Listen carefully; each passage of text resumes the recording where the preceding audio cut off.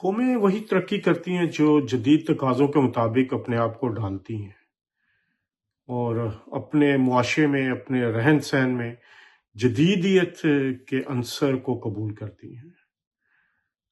کئی دہائیاں قبل سائیکل سب سے بہترین سواری سمجھا جاتا تھا، پھر اس کے بعد موٹر سائیکل آیا، پھر اس کے بعد گاڑی، اور اب تو ہوائی سفر عام ہے۔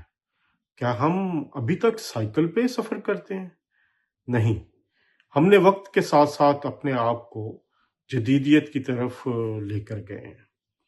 اسی طرح کسی بھی ملک کو چلانے کے لیے اس کا ایک ضابطہ کار ہوتا ہے، اور وہ ضابطہ کار آئین کہلاتا ہے۔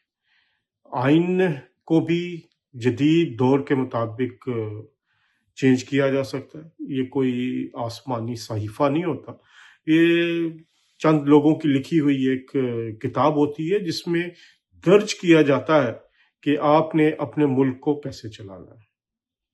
اسی طرح اگر ہم دیکھتے ہیں تو دفاعی طور پر ہمارا جو آرٹیکل لکھا گیا فوج کے کردار کے حوالے سے، فوج کو چلانا کیسے اس حوالے سے، تو اس کو بھی اب 5 دہائیاں ہونے والی ہیں۔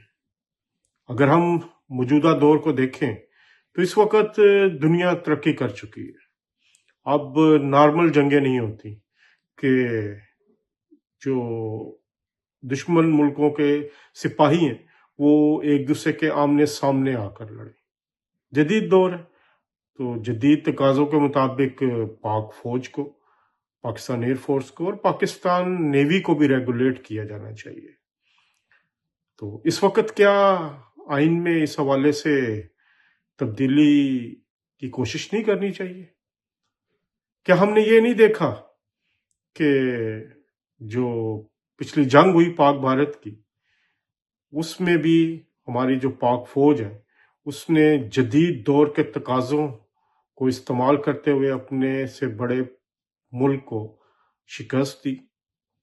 کیا ہم نے نہیں دیکھا کہ فیلڈ مارشل سید عاصم منیر نے اپنی بہترین جنگی حکمت عملی کی وجہ سے کیا یہ جنگ نہیں جیتی؟ تو اب یہ کیوں کہ جی آرٹیکل جو پاک فوج کو ریگولیٹ کرتا ہے اس کو چینج نہیں کیا جا سکتا؟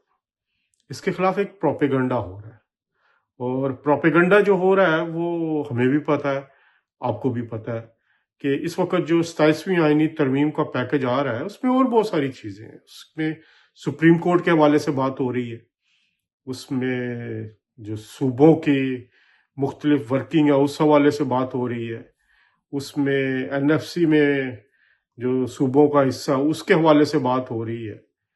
تو پھر صرف پاک فوج کا وہ آرٹیکل جس کے ذریعے ریگولیٹ کیا جاتا ہے پاکستان کے فوج کو، صرف اس پر تنقید کیوں؟ تو اس کا بھی جواب لے لیجئے۔ اس وقت بھارت کو پاکستان جو ہے وہ کھٹکتا ہے کیونکہ پاکستان نے اس کو شکست دی۔ ایک طرف بھارت ہے، ایک طرف ایک مخصوص سیاسی جماعت کے کارندے ہیں جو اپنی بغض میں، اپنی نفرت میں، چند لوگ ہیں جن کا سربراہ جو ہے وہ بیٹھا ہوا ہے ڈیلا جیل میں، وہ ان چیزوں کو اچھالتا ہے۔ لیکن اس وقت اگر آپ دیکھیں بھارت اور چائنا نے بھی اپنے آئین میں اپنی فوج کے رول کے حوالے سے کئی ترامیم کی ہیں اور جدیدیت کی طرف وہ گئے ہیں، ماڈرنزم کی طرف گئے ہیں۔ تو اب صرف پاک فوج کے اس آرٹیکل کو ہی لے کے کیوں تنقید کی جا رہی ہے؟ تو بڑا صاف جواب ہے۔ پاکستان اس وقت ایمرج کر رہا ہے پوری دنیا میں۔ فیلڈ مارشل سید عاصم منیر اگر دیکھیں تو ان کو جو مقام حاصل ہوا ہے، جو انہوں نے اپنی بہترین جنگی حکمت عملی ہو یا دنیا میں اپنی سفارتکاری کے ذریعے انہوں نے پاکستان کے لیے جو کچھ حاصل کیا ہے، تو وہ پاکستان کے دشمنوں کی آنکھوں میں کھٹک رہے ہیں۔ فیلڈ مارشل سید عاصم منیر کیا اس بات سے انکار کیا جا سکتا ہے کہ انہوں نے عالمی سطح پر جو کچھ حاصل کر لیا ہے شاید وہ پہلے کبھی نہ ہوا ہو؟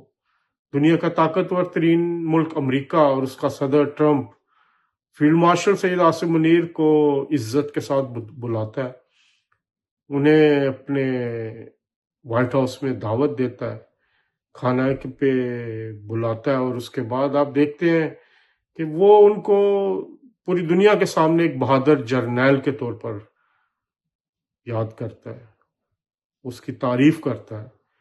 تو کیا ہمیں یا ہمارے سر فخر سے نہیں بلند ہونے چاہیے کہ ہمارے ملک کا فیلڈ مارشل سید عاصم منیر پوری دنیا میں عزت پا رہا ہے، لیکن بھارت کو یہ اچھا نہیں لگتا، اور تحریک انصاف کے کچھ لوگوں کو یہ اچھا نہیں لگتا۔ لیکن میرے خیال میں کسی کو اچھا لگے یا نہ لگے، پاک فوج کو جدید تقاضوں کے مطابق ہم آہنگ کرنے کے لیے آرٹیکل 247 میں ترمیم کی اشد ضرورت ہے۔ اب جو نئے ضابطہ کار ہیں اس کے مطابق چلنا ہوگا۔ کیا ویٹ کرنا پڑے گا کہ اگر کوئی جنگ ہو رہی ہے، ہونے جا رہی ہے، اس کے لیے آپ ملٹری پاک آرمی کے سربراہ سے علیحدہ اجازت لیں، پاک فضائیہ کے سربراہ سے علیحدہ، اور نیوی سے علیحدہ اجازت لیں؟ تو میرا خیال اب مربوط طریقہ کار کی ضرورت ہے۔ اب کوئک اور ایفیشینٹ رسپانس کی ضرورت ہوتی ہے۔ تو میرا خیال ہے اس وقت آرمی اور پاک فوج اور مسلح افواج کے حوالے سے ہمیں نئے جو ترامیم ہیں وہ شامل کرنی چاہیے، اور کسی کی بھی پرواہ کیے بغیر ہمیں وہ کرنا چاہیے جو پاکستان کے لیے ٹھیک ہے، اور پاکستان کے لیے اس وقت جو ٹھیک ہے وہ سید عاصم منیر فیلڈ مارشل کی قیادت ضروری ہے۔ اور آپ کو پتہ ہے افغانستان کے حوالے سے بھی جو کوششیں ہو رہی ہیں، بھارت نے خود تو حملہ کیا، اب وہ اپنی پراکسی کے ذریعے افغانستان کے تھرو پاکستان پر حملے کرتا ہے۔ پاک فوج کے کئی سپاہی شہید ہوئے ہیں، کئی افسران نے اپنی جانوں کا نذرانہ پیش کیا ہے۔ تو اب ضرورت ہے کہ پاک فوج کو ماڈرن اور جدید ترین طریقے سے کنٹرول کیا جائے، اور اس حوالے سے پاکستان کے آئین میں ترمیم کی شدید ضرورت ہے۔